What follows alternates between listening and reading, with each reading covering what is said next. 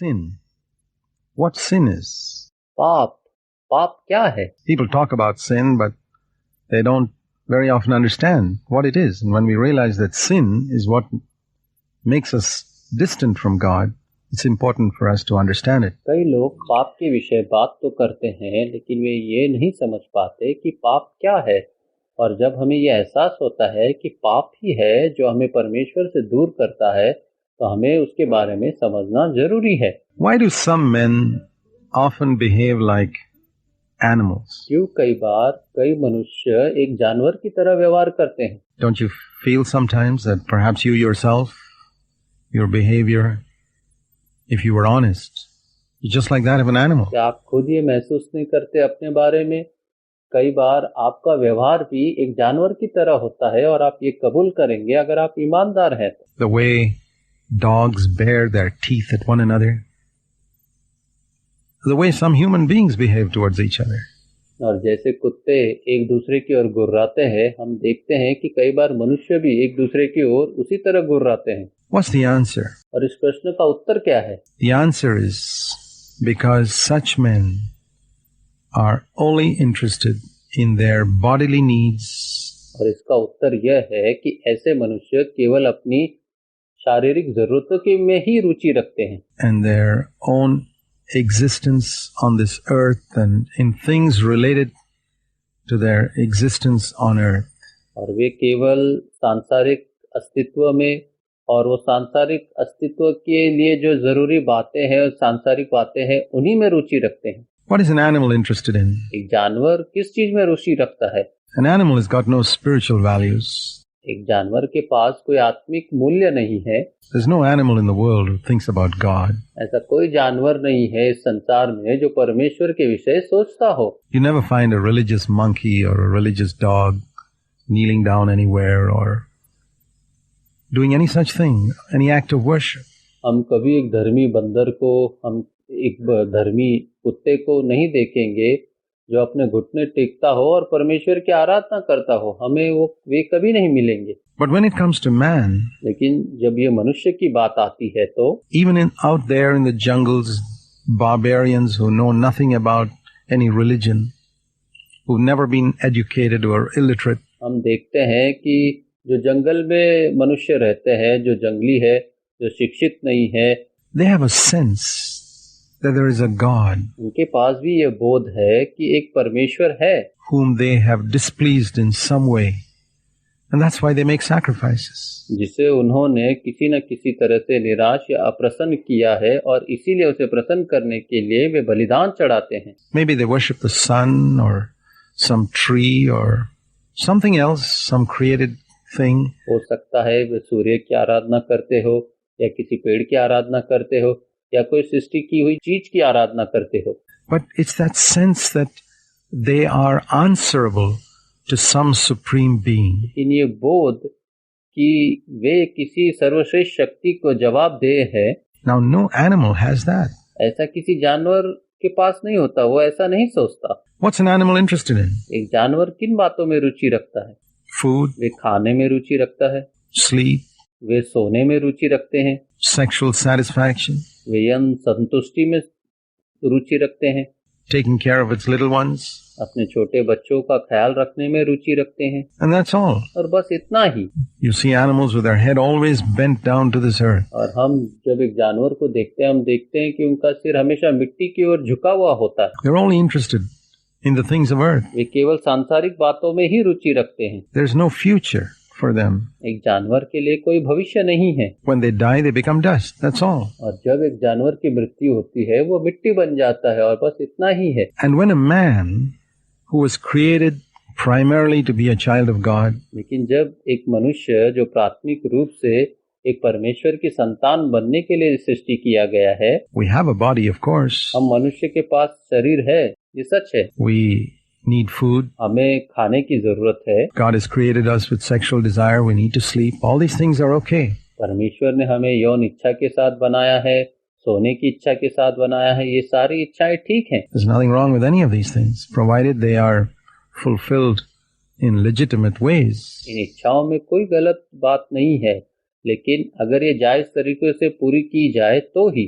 If we are hungry, we shouldn't steal in order to eat food. और हमें अगर भूख लगती है तो खाना खाने के लिए हमने चोरी नहीं करनी है। There are legitimate ways of earning our living. हमारा खाना कमाने के लिए वहाँ पर जायज तरीका है। It's proper to sleep, but not to sleep when you're on duty and doing something important. सोना तो अच्छा है, लेकिन हमें उस समय नहीं सोना चाहिए जब हम अपनी काम की जगह पे है और हमें काम करना है। In the same way with sexual satisfaction, God has ordained marriage for the fulfillment of that. और ये इसी तरह यौन संतुष्टि के बारे में है। परमेश्वर ने यौन संतुष्टि के लिए विवाह का विधान बनाया है और ये उसी में पूरी की जानी चाहिए। There are lawful ways in which God has planned for man to fulfill these legitimate needs of food and sleep and sexual satisfaction.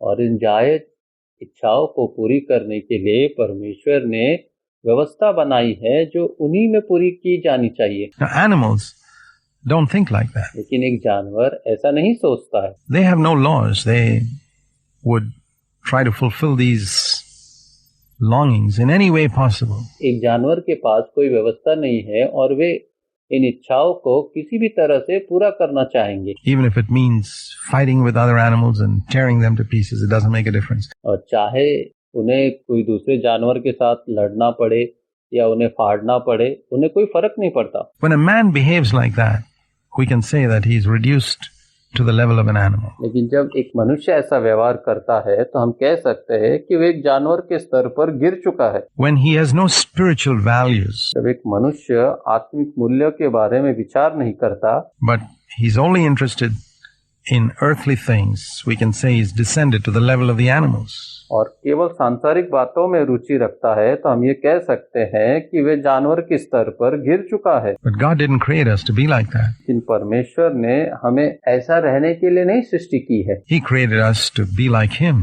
उसने हमें उसके समान बनने के लिए सृष्टि की है। Moral, नैतिक, upright, सच्चा, ईमानदार, with character चरित्र के साथ and self-control, and not to be a slave to animal passions. स्वयं पर नियंत्रण रखकर और ना कि जानवर की अभिलाषाओं का गुलाम बनकर। I mean, the mere fact that we as human beings are cleverer than animals and that we're educated and we can solve mathematical problems unlike a dog or a monkey, it doesn't make us necessarily better than them. और हम एक जानवर से होशियार है, हम सुशिक्षित है और हम उससे कई बढ़कर है, पर ये हमारी होशियारी, हमारा ज्ञान उस एक जानवर से हमें बेहतर नहीं बनाते। I mean, there's a lot of difference between being cleverer and being better. होशियार बनने में और अच्छा बनने में बहुत ही फर्क है। Because we find that even clever, educated people क्योंकि हम देखते हैं कि कई बार एक होशियार व्यक्ति भी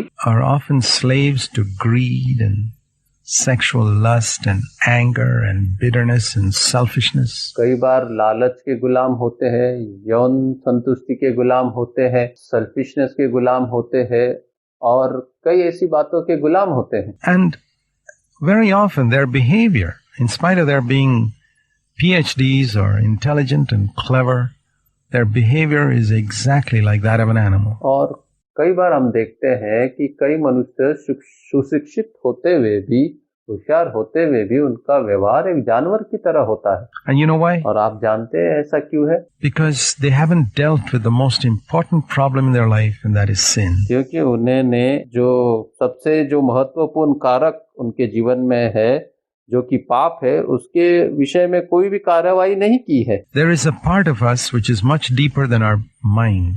और हमारे अंदर एक ऐसा हिस्सा है जो कि हमारे मन से गहरा है। Many people think of man as just body and mind, or body and soul. कई लोग ऐसा विश्वास करते हैं कि मनुष्य केवल शरीर और प्राण है। With the soul consisting of our mind and our emotions and our personality. But no. और हमारे प्राण में हमारा मन होता है, हमारा चरित्र होता है, हमारे भावनाएं होती है, लेकिन नहीं, ऐसा नहीं है। Man is deeper than that. There's a part of man which is much deeper than even body and soul.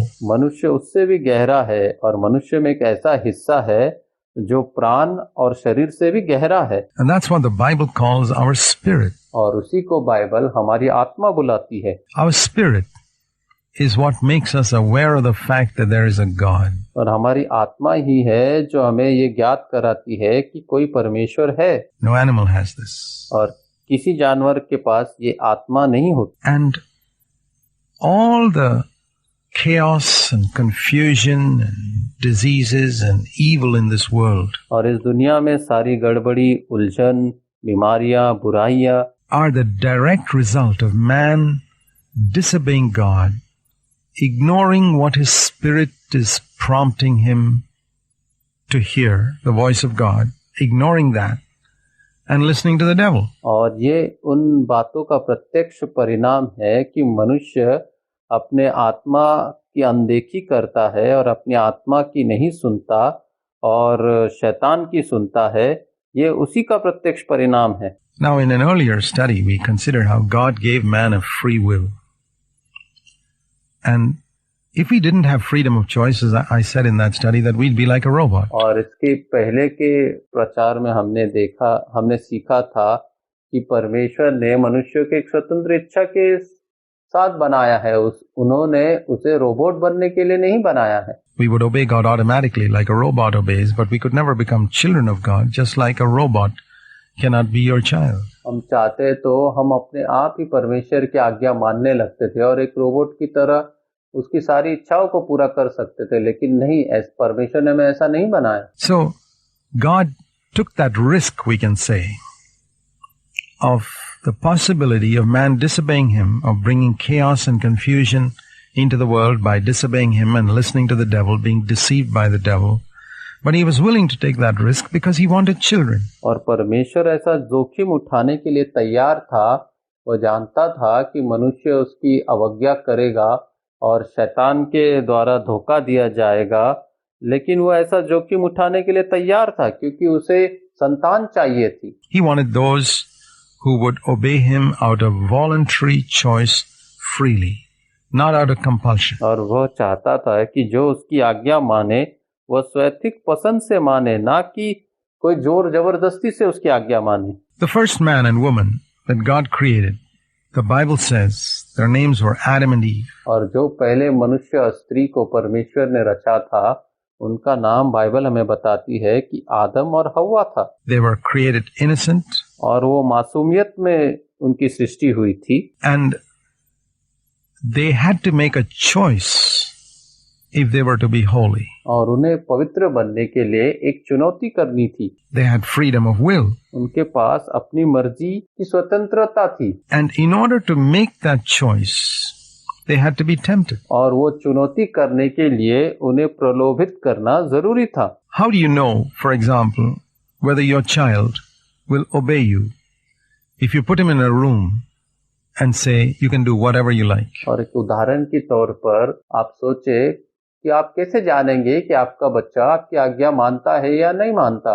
अगर आप उसे एक कमरे में बंद कर देते हैं और उसे कहते हैं कि तू कुछ भी कर सकता है जो भी तुझे पसंद हो। Supposing when you're going away from home, और सोचे कि अगर आप घर से बाहर जा रहे हो, you tell your son, your little boy, you can do anything you like till we come back. और आप अपने बच्चे से कहते हैं कि तू जो चाहे वो कर सकता है जब तक कि हम वापस ना आ जाए। You never discover whether your son is obedient or not. और ऐसा कह के आप ये कभी नहीं जान पाएंगे कि आपका बच्चा आपकी आज्ञा मानता है या नहीं मानता। If you want to find out whether your son is obedient or not, अगर आपको ये जानना है कि आपका बच्चा आपकी आज्ञा मानता है या नहीं मानता, you should say something like this. तो आपको उसको ऐसा कहना है, Well, you can do anything you like in this house except one thing. तू जो चाहे इस घर में वो कर सकता है, लेकिन एक चीज है जो तू नहीं कर सकता। You should not open that tin of biscuits and eat any biscuits while daddy and mommy are away. तूने उस बिस्किट के डिब्बे को नहीं खोलना है और उसमें से बिस्किट नहीं खानी है जब तक कि हम वापस नहीं आ जाते। When you make one restriction like that, और जब आप उस पर यह एक प्रतिबंध लगाते हैं तब then you can at least find out whether he's obedient. और तभी आप ये जान सकेंगे कि वो आपकी आज्ञा मानता है या नहीं मानता। He can play, he can do anything he likes, he can read books or do anything. वो खेल सकता है, और पढ़ाई कर सकता है और कोई भी किताब उससे पढ़ने की इच्छा हो वो पढ़ सकता है, वो कुछ भी कर सकता है। But there's one thing you've told him not to do. लेकिन वहां पर एक ही चीज थी जो आपने उससे कही थी कि उसने नहीं करना है। And when you come back और जब आप वापस आते हैं तब and you discover he's done that one thing which you told him not to do, और आप देखते हैं कि उसने वह चीज की है जो आपने उससे कहा था कि नहीं करना है, you discover whether he's obedient or not. तो आपको ये पता चल गया कि उसने आपकी आज्ञा मानी या नहीं मानी। So that is why temptation is necessary for man to prove his obedience, for man to make a choice to say, I say no to something and yes to God. और इसीलिए प्रलोभन आवश्यक है ताकि हम मनुष्य को ये जानने के लिए कि वो आज्ञा मानता है या न मानता है, कि वो परमेश्वर को हाँ कहता है और जो चीज का प्रतिबंध लगा हुआ है उसे नहीं कहता है। And that's the reason why when God created Adam and Eve, we read the Bible says he placed them in a garden. और हम देखते हैं बाइबल में कि जब परमेश्वर ने आदम और हव्वा की सृष्टि की तो उसने उन्हें एक वाटिका में रखा। And in that garden, they could eat of any tree. और उस वाटिका में वे किसी भी वृक्ष से खा सकते थे। There were beautiful trees with plenty of good fruit. और वहीं पर कई प्रकार के पेड़ पौधे थे और कई प्रकार के अच्छे अच्छे फल थे। And God said, you can eat anything. It's like, you're telling your son, you can do anything you like, except one thing. और परमेश्वर ने कहा कि तुम इन सब में से खा सकते हो और जो भी तुम्हें पसंद है उसमें से तुम खा सकते हो, जैसे आपने आपके पुत्र से कहा था। And that's what God told Adam and Eve. और ऐसा ही परमेश्वर ने आदम और हव्वा से कहा था। There's one thing I don't want you to do. और परमेश्वर ने उनसे एक चीज के बारे में कहा था कि जो उन्हें नहीं करनी थी। There's one particular tree here which I don't want you to eat of. और उन्होंने उनसे कहा था कि यहाँ पर एक विशेष ऐसा वृक्ष है जिसमें से मैं चाहता हूँ कि तुम न खाओ। It wasn't very difficult. और ये उनके लिए ज्यादा मुश्किल से भरा नहीं था। There were 1,000 trees which had excellent fruit which they could have gone to. There was another tree called the tree of life which they could have gone to also. और उस वाटिका में 1000 पेड़ थे जिनके पास वे जा सकते थे और उनके फल खा सकते थे, और उसमें एक पेड़ जीवन का पेड़ भी था जिसमें जो वो चाहते तो उसमें से भी जाकर वो खा सकते थे। So it was not that God planted 1,000 trees and told them that they were not to eat of 999 of them and they could only eat one. Then we could say that would have been tough. और ऐसा नहीं था कि परमेश्वर ने वहां पर 1000 पेड़ लगाए थे और परमेश्वर ने उनसे कहा था कि आपने 999 पेड़ में से नहीं खाना है और केवल एक ही पेड़ में से खाना है। अगर ऐसा होता तो वो उनके लिए मुश्किल से भरा होता। I mean, if you left your son at home and told him 999 things he could not do. और आप अगर अपने बच्चे को घर पर छोड़कर जाते हैं और उससे कहते हैं कि 999 बातों को तुम्हें नहीं करना है, He probably wouldn't even remember them. और शायद उन्हें वो 999 बातें याद भी न रहती। And you allowed him to do only one thing, that would have been difficult. अगर आप उसे केवल एक बात करने की अनुमति देते तो वो उसके लिए मुश्किल हो सकता था। But it wasn't like that. लेकिन वह ऐसा नहीं था। You left your son at home telling him to do anything he liked except one thing he should not do. आपने अपने बच्चों को घर छोड़ा और उससे कहा कि वो जो चाहे वो कर सकता है, लेकिन एक ही चीज है जो उसे नहीं करनी थी। In the same way, God told Adam and Eve there was only one tree that they should not eat of. और इसी तरह परमेश्वर ने आदम और हव्वा से कहा था कि उस वाटिका में केवल एक ही पेड़ था जिससे उन्हें नहीं खाना था। And there we see the purpose of temptation. और वहां पर हम प्रलोभन के प्रयोजन को देखते हैं। For man to become holy. एक मनुष्य को पवित्र बनने के लिए, As man said no to that temptation, he could become holy. जैसे मनुष्य उस प्रलोभन को नहीं कहता है वो पवित्र बन सकता है। But if he said yes to that temptation, then he would sin. और अगर वो उस प्रलोभन को हाँ कहता है तो वो पाप करता है। That choice was necessary. और वो चुनाव जरूरी था। We already saw the reason for freedom of choice. और हमने स्वतंत्र इच्छा का कारण देखा है। Now we read about this in the first book of the Bible in Genesis chapters 2 and 3. और ये सारी बातें हम बाइबल की पहली किताब उत्पत्ति में पढ़ सकते हैं, उत्पत्ति का 1, 2 और 3 अध्याय में। Now there's a lot of difference between being innocent and holy. और पवित्रता और मासूमियत में बहुत ही बड़ा फर्क है। Innocence is what you see in a baby. मासूमियत हम एक नवजात शिशु में देखते हैं। Ignorant of good and evil, neither holy nor perfect. अच्छे और बुरे से अज्ञात होना, ना ही पवित्र। But if a little baby as it grows up is to become a man of character, it has to make choices. और जब एक नवजात शिशु भी बड़ा होता है और उसे एक चरित्रवान मनुष्य बनना है, तो प्रलोभन का जरूरत है और उसे उस प्रलोभन में चुनाव करनी है। Adam, in a sense, though he was physically like a grown man, was in a sense like a baby, innocent. आदम अपने बोध में एक वयस्क व्यक्ति था, लेकिन वो मासूम था। And he had to make a choice of refusing evil and choosing God in order to be a mature spiritual man, which is what God wanted him to be. लेकिन एक वयस्क और मैच्योर व्यक्ति बनने के लिए उसे एक चुनाव करनी थी कि उसे जो बुरी चीज है उसको इनकार करना था और परमेश्वर को हाँ कहना था। Now there we understand the reason why God permits us to be tempted with our passions, with things that we know are wrong. और वहां पर हम इस कारण को समझ सकते हैं कि क्यों परमेश्वर ने हमें प्रलोभित होने के लिए अनुमति दी है, हमारे अभिलाषाओं के द्वारा, हमारी इच्छाओं के द्वारा। And why God allows Satan to come and tempt us.